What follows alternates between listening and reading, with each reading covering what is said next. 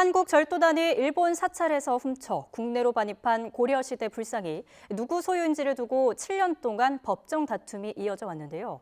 오늘 불상 소유권은 일본 관음사에 있다는 대법원의 최종 판단이 나왔습니다. 자세한 내용 취재기자 연결해 들어보겠습니다. 김철희 기자. 네, 대법원입니다. 네, 긴 재판 끝에 결론이 나왔습니다. 내용 전해주시죠. 네, 대법원은 오늘 대한불교 조계종 부석사가 국가를 상대로 낸 불상인도 청구 소송 상고심 선고 기일에서 원고 패소로 판결한 원심을 확정했습니다. 불상 소유권을 둘러싼 소송이 시작된 지 7년 만입니다. 이 불상은 1330년쯤인 고려시대에 만들어진 이후 외구에 약탈당한 것으로 추정되는데요.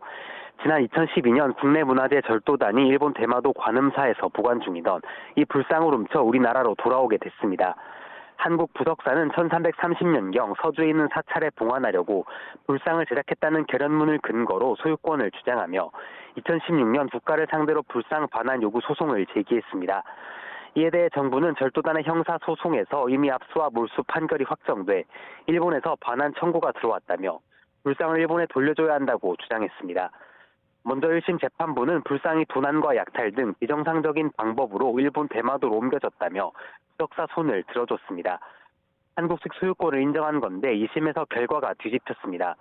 소송 원고인 서산 부석사가 불상을 제작한 서주 부석사와 같다는 게 인정되지 않고 같다고 가정해도 일본 관음사가 수십 년 동안 불상을 점유한 사실이 인정된다면 원고 패소로 판결한 겁니다. 대법원 역시 2심 판단에 문제가 없다고 보고 원심 판결을 확정했습니다.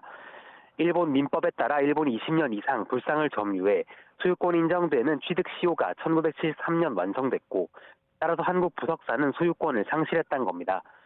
다만 서주 부석사와 원고 부석사가 같은지 단정할 수 없다고 한 2심 판단은 잘못됐다며 같은 사찰로 봐야 한다고 설명했습니다.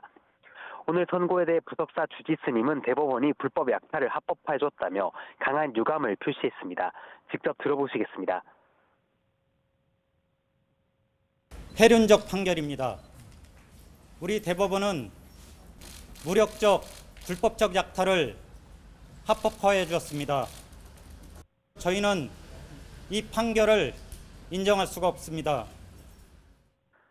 이번 소송에 한일 양국 모두 각별한 관심을 가졌던 만큼 대법원 판결에 따른 파장이 이어질 전망입니다. 지금까지 대법원에서 YTN 김철희입니다.